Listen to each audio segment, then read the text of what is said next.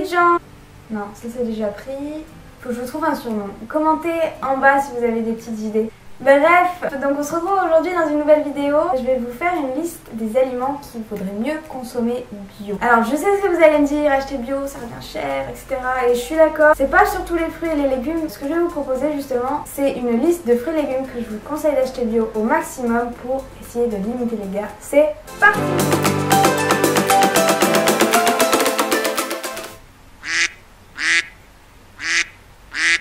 Donc en fait moi ce que je fais c'est une sorte de compromis. Par exemple ceux qui sont les plus exposés aux pesticides et les plus contaminés aux pesticides, je les achète bio. Et les autres, je les achète pas bio. J'essaie d'acheter au bio au maximum, mais c'est vrai que ça revient cher. Surtout quand tu es étudiant ou même quand tu galères quoi. Ça permet de réduire les dégâts au maximum, même si de toute façon les pesticides font partie de notre environnement. On peut pas les éliminer complètement finalement. Ils sont présents partout. Et puis même tu te dis, il y a un champ pas bio et un champ bio à côté, tu crois que les pesticides ils s'arrêtent, genre il y a une barrière. Mais bon, ça permet quand même de réduire au maximum, c'est toujours mieux que rien. C'est bien aussi de supporter l'agriculture biologique. Et d'ailleurs, ils ont analysé un repas typique d'un enfant de 10 ans à peu près. Et il y avait eu 86 substances chimiques différentes et c'était 36 pesticides différents dedans. Donc voilà, c'est un peu... Puis même dans nos produits pour la peau, etc. Bon bref, c'est un autre débat. Donc là, je vais me baser sur le Dirty Dozen. C'est une liste établie par une ONG américaine qui se sont basées sur les 46 fruits et légumes les plus contaminés. Et donc ils ont fait une liste et aussi une liste des fruits et légumes où on peut consommer le pas bio quoi, enfin vous m'avez compris. Et puis en fait la liste elle est assez logique, c'est les fruits si tu veux qui ont une peau assez fine donc qui peuvent être vachement plus contaminés par les pesticides et puis qui sont donc moins protégés par les prédateurs.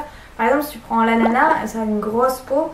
Donc forcément déjà c'est protégé par les prédateurs, les insectes ils ont moins de chances d'aller à l'intérieur. Et même si on met des pesticides dessus, si tu veux la peau elle protège quand même de ce qu'il y a à l'intérieur. Qui mange la peau des ananas? Donc bon c'est parti, on commence. La première c'est la pomme, c'est un des fruits les plus contaminés avec la salade, j'y viens après. Comme les pommes elles sont vachement sujettes à tout ce qui est vert et tous les insectes, donc pesticides à gogo. Ensuite, la salade, comme j'ai dit précédemment, c'est une salade sur 10 qui contient des pesticides non autorisés. La salade, je l'achète tout bio et de toute manière, honnêtement, ça revient au même prix, voire moins cher de les acheter bio pour le coup les salades. Parce qu'en fait, les salades en général, elles viennent des producteurs locaux et au supermarché, tu payes aussi la marge que se fait le supermarché. Finalement, ça revient des fois moins cher d'acheter bio. D'ailleurs, parenthèse, je vous conseille d'aller dans un bio et sur votre supermarché, vous allez faire vos courses. Et comparer les prix des bio, franchement souvent c'est le même prix voire moins cher d'acheter des fruits et des légumes frais, je parle, en bio. Ça dépend vraiment des fruits et des légumes et je sais pas trop pourquoi. Ensuite les fraises, quand tu regardes les taux de contamination t'es oulala. Moi honnêtement j'en mange plus, j'adore ça mais honnêtement j'en mange plus parce que le bio c'est trop cher et pas bio, bah autant acheter des petits pots de pesticides. C'est pareil. Je vais vous lire une étude qui s'est penchée sur 49 échantillons de fraises à l'occasion d'une enquête. Les résultats sont alarmants. 91,83% contiennent un ou des résidus de pesticides et 71% des échantillons contiennent des pesticides perturbateurs endocriniens. Donc vraiment c'est un fruit que je vous conseille d'acheter bio et vous faire plaisir de temps en temps. Mais voilà, pas manger 26 barquettes, voilà, même si on aimerait tous. Ensuite c'est la pêche, donc un peu comme la pomme en fait, ça a une peau très fine, donc tout ce qui est pêche, nectarine, etc. C'est très sujette à la contamination des pesticides. Dans cette étude c'était 73% qui contenaient des pesticides non autorisés. Et bien sûr aussi là je vous parle, si vous achetez français vous avez un petit peu moins de chances d'avoir tous ces résidus non autorisés parce que la législation française est un petit peu plus dure, mais bon encore une fois c'est pas le top non plus. Quand vous avez le logo AB et la petite fleur là, enfin la petite feuille européenne et vous dites AB donc c'est français, mais il faut bien que vous regardiez que sur l'étiquette il y a un petit FR, je vais vous mettre l'image, ça veut dire que ça a été par la législation française, mais des fois vous avez AB mais ça n'a pas été vérifié par la législation française, par exemple DE mais avec le AB quand même, donc toujours vérifier. Ensuite, Ensuite, les épinards, ça aussi c'est très contaminé. En fait, tout ce qui est, je vais pas vous faire toute la liste, mais en gros, épinards, kale, je sais pas comment tu dis en français, laitue, tout ça c'est vraiment super sujet aux insectes et aux insecticides, puisque de toute façon, quand tu vois, quand tu achètes ta salade bio, souvent tu as des petites limaces dedans ou des petits insectes qui restent à l'intérieur. Donc c'est très fragile comme fruit, donc beaucoup de pesticides. Ensuite, il y a le raisin, donc ça c'est un blindé de pesticides également.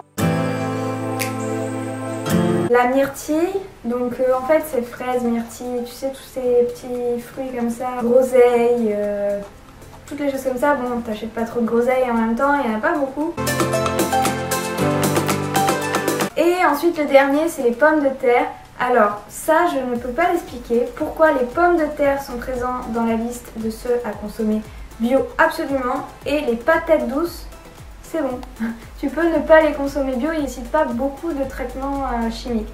Alors ça, franchement, j'ai essayé de trouver sur internet, j'ai pas trouvé, donc si vous savez, vous me le dites. Voilà, c'est terminé pour la liste des fruits et légumes que vous devriez acheter bio. Si la vidéo vous a intéressé, dites-le moi en commentaire et je vous ferai la liste de ceux que vous pouvez manger pas bio. Vraiment, je pense faire une vidéo sur comment acheter bio, manger sain mais pas cher en fait, parce que moi j'essaie toujours de trouver des astuces à droite à gauche, plein de petites idées pour sauver un petit peu votre budget, et ça me plairait de le partager avec vous, donc dites-moi si ça vous intéresse, dites-moi quel sujet aussi vous intéresse sur ce genre de thématique. Et je voudrais aussi partager quelque chose aussi que j'achète à Casino, les fruits et les légumes surgelés, donc il y a des bio qui reviennent vraiment moins cher, notamment les épinards, c'est ce que j'achète.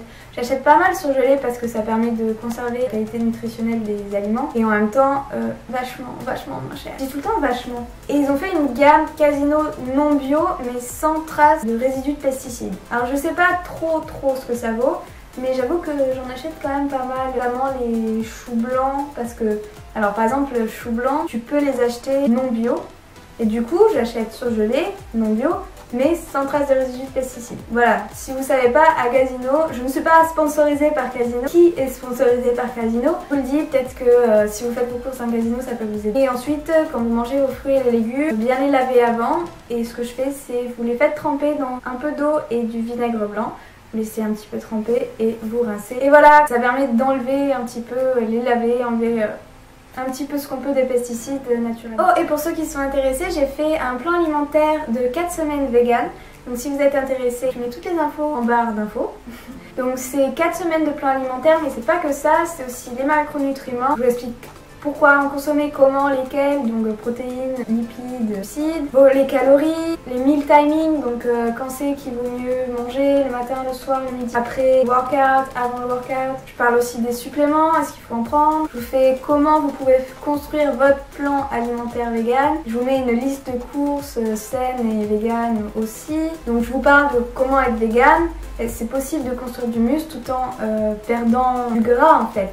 Pas du poids, du gras, c'est différent. Et vous avez des ingrédients, des recettes, etc.